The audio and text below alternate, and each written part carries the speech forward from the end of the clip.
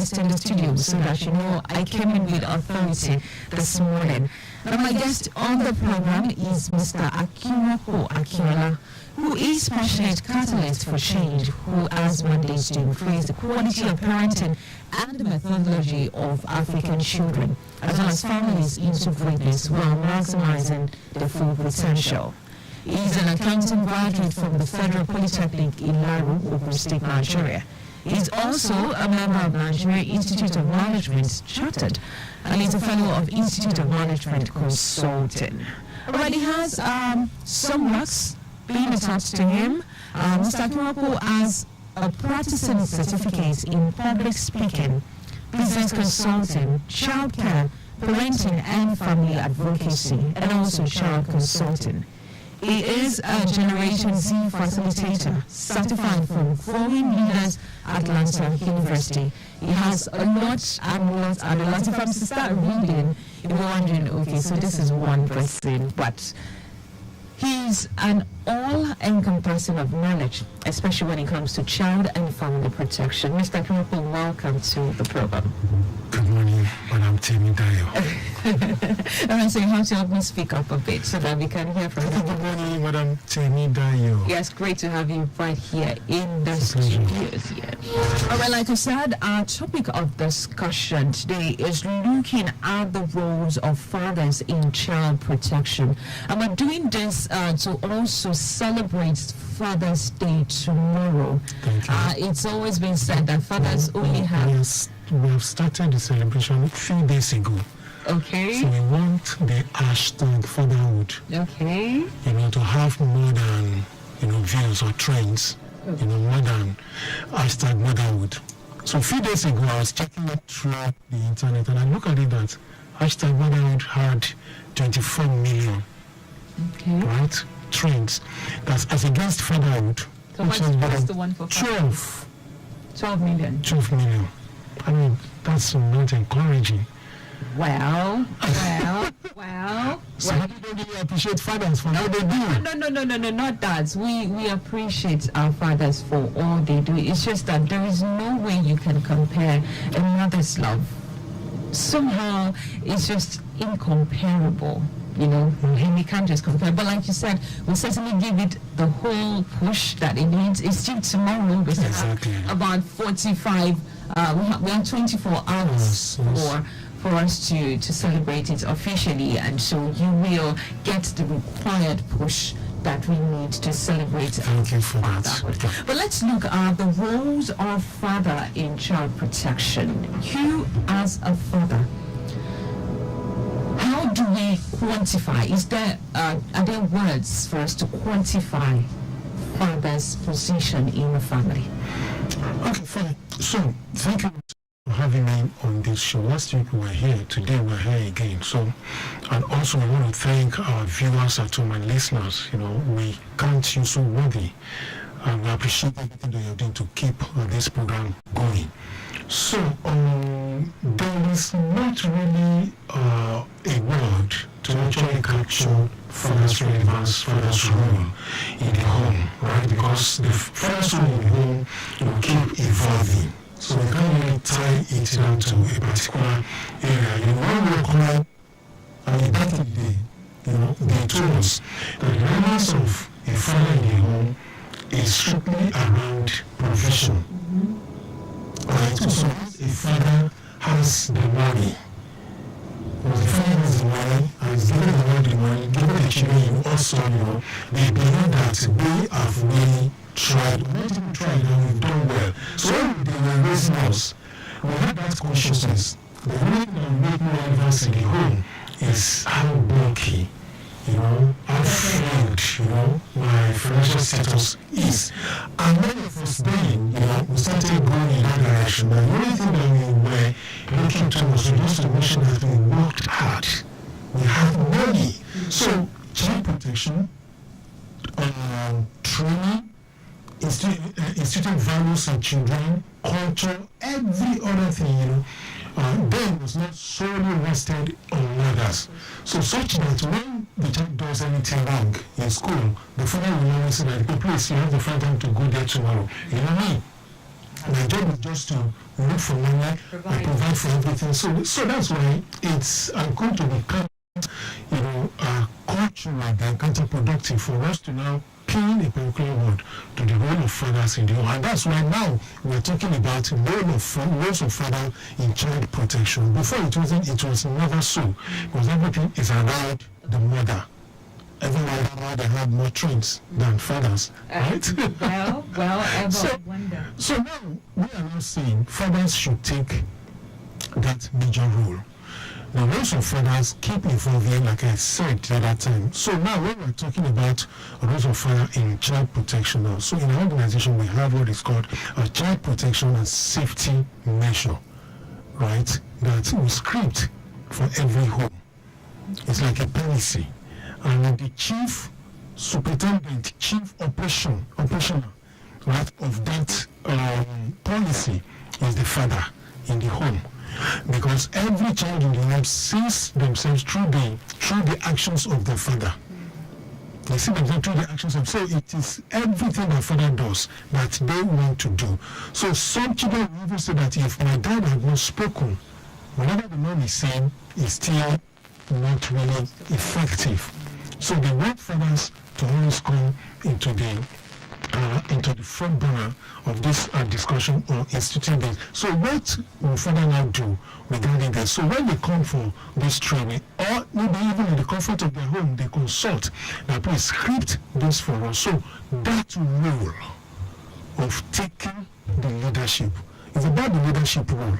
Like I always tell my children, when something happens in the home, they always want me, especially my son, always take the final decision. Now, whatever my dad says is the final, I always tell him no, it's not supposed to be so. This is an organization, and this organization we have president and one vice president. So my role as the president does not negate or does not make the role of your mother less valuable. Whatever your mom says is bound by you and done by me, and whatever I say also, because we have sat down, we have agreed, this is what we are going to do. So you are supposed to obey. So leave that as story. So from there, when fathers take the center stage now, the whole document, the father has to go through it. So if you want to not break it down, then how does it trickle down? How does the effect trickle down to the protection of the children now? So we will start with number one, role modeling. Role modeling. How do you address your children first? Last week, when I was talking about identity. Identity of a child means a lot. Child protection of any child starts from the identity, starts from how much the child knows of himself or herself. It is what you know that makes you it is what you know that you will defend. If you're nobody, you're nobody. Or if you depend on the outsider to tell you who you are and you are not, or who you are already, but you don't know. An outsider tells you, and you're not swords.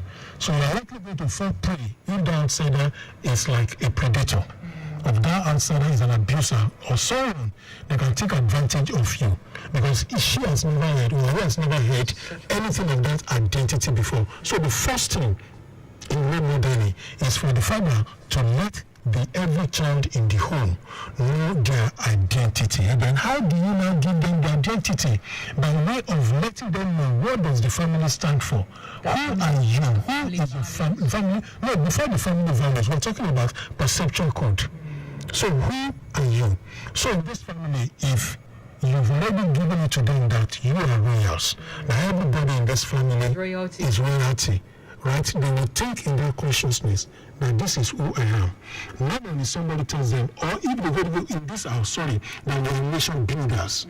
So you know everything that the child or the children, everybody is going to be behaving, they behave towards the same part. Towards the same. So they have the consciousness of protecting themselves. That is role modeling. Then the second one is sharing your ancestral stories.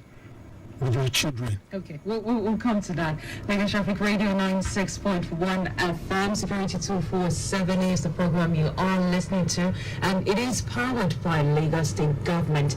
And in the studio with me this morning having this discussion is my guest, Mr. Akinwopo Akinola. And our topic of discussion today is the role of fathers in child protection. And we're doing this in commemoration of Father's Day taking place tomorrow. And we are significantly pointing out the roles of fathers in the society and the parts in which they contribute to nation building and even society. You know, like we do say that when family gets things right, the society will have like half of what we are going through in the society would have been tackled and taken care of in the family. And that's why we brought that we came up with this conversation this morning for us to take a look at the roles of fathers in child protection and safety. And remember, it is powered by Lagos State Government. So now looking at our Gen Z fathers, Yes, please. compared to our older father, if you're to make comparison, which of them stand to protect and secure the children more? Okay, so it's going to be difficult to do the comparison then. You know why? Our fathers back in the day, when we were raised, they raised us, they protected us within the frame of the limited information, limited knowledge that they have. So we're not going to judge them based on what they did wrong or right. Let's just live at that area. So what we do is to tell the Gen Z fathers, which I belong to. Now we have much information to work with, as much as even the children nowadays have. So back in the day, it was structured. There was no exposure to social media interaction. Nothing. No one bullies them. The only one that bullied us maybe our parents, so to say, or some of our friends. In controlling the vision, what we watch then, television, most of the homes then we have the room and parlor. So the TV is well controlled. When that comes out of the room, you see the TV. We see what you are watching. I don't get to even watch anything until around 4. And by 11:30, 12, the station closes the shoulder. So from there, you go to sleep. But now, these people, they have everything at the palm of their all the devices, and just like a click away, they have everything there. So now that is why fathers must be ready to equip themselves more than the Gen Z equips themselves with. So right? Being a father in this time and era is more tasking. More tasking, more demanding. More tasking, more demanding. You need to work faster than the children because they seem to know more than us. So you must be able to know all the abbreviations, the social media abbreviations.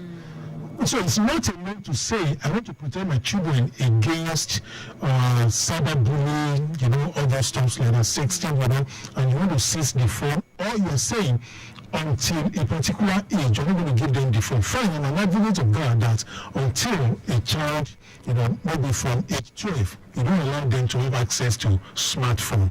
That said, before we say that you don't want to allow them to have access to smartphone, I will talk about empowerment before enforcement. Empowerment is better than enforcement.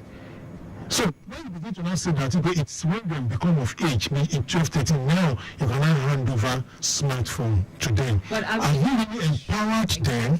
I was going to ask, are we even sure that at that age, comprehend and handle what comes out? What comes out? They are not even so sure that they've not even been having access to this, from their friends. So you give them. We talk about sex education and sexualities.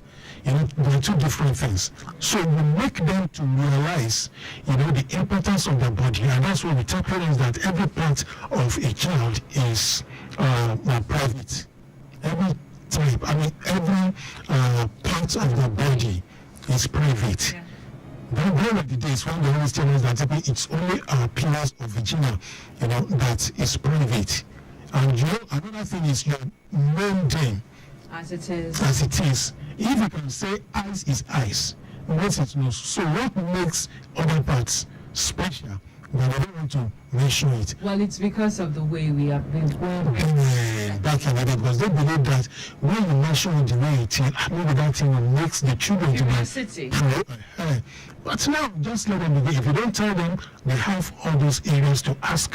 So that's why fathers also must go a step higher in knowing the children inside out. Okay, so I'm going to come in there. Well, let's look at the situation that is going on in the country.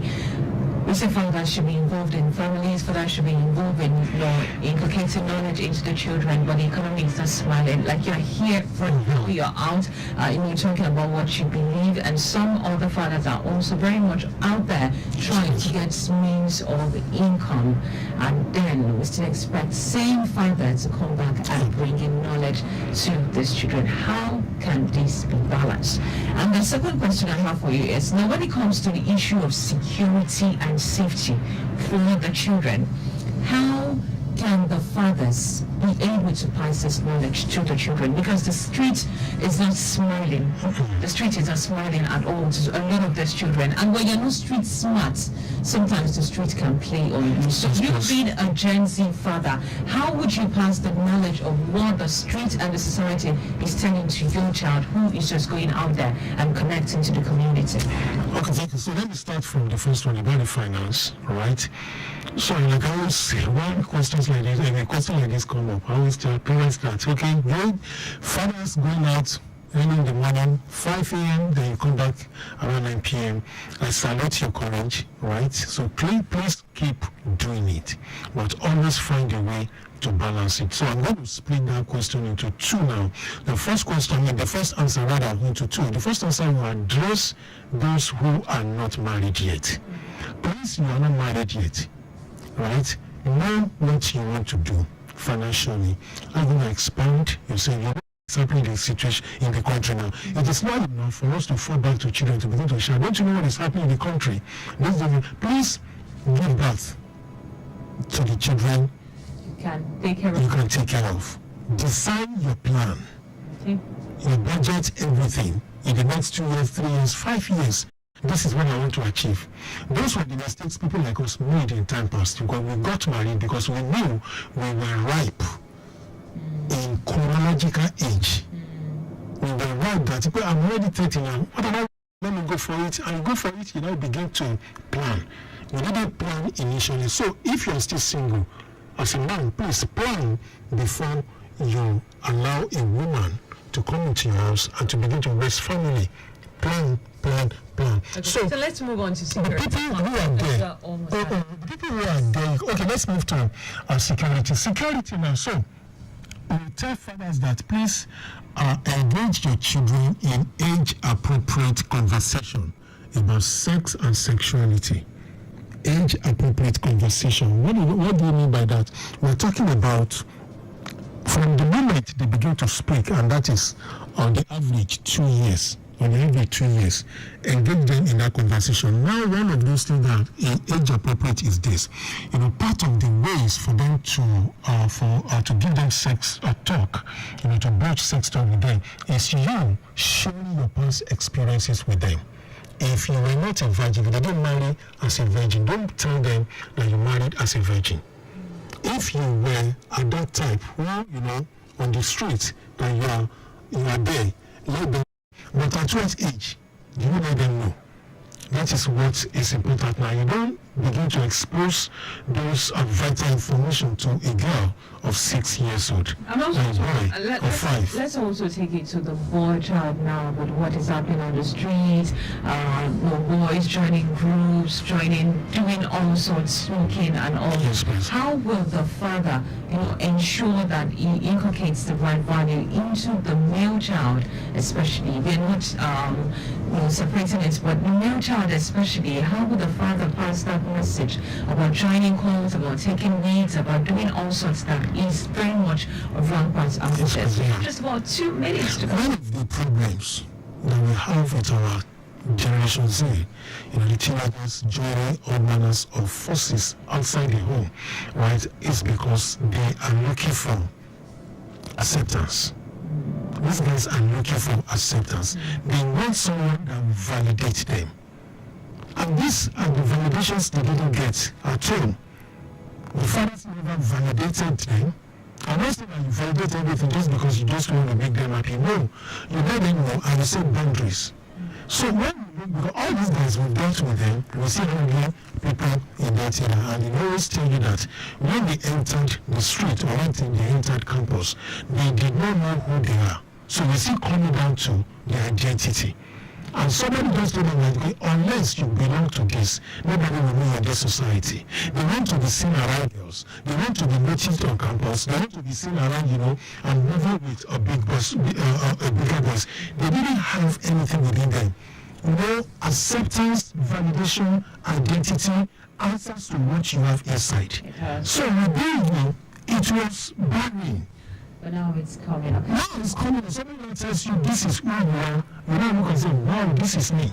Your eyes are open. Well, let me quickly take this update. We have a report coming in. Control room, please help us look into this.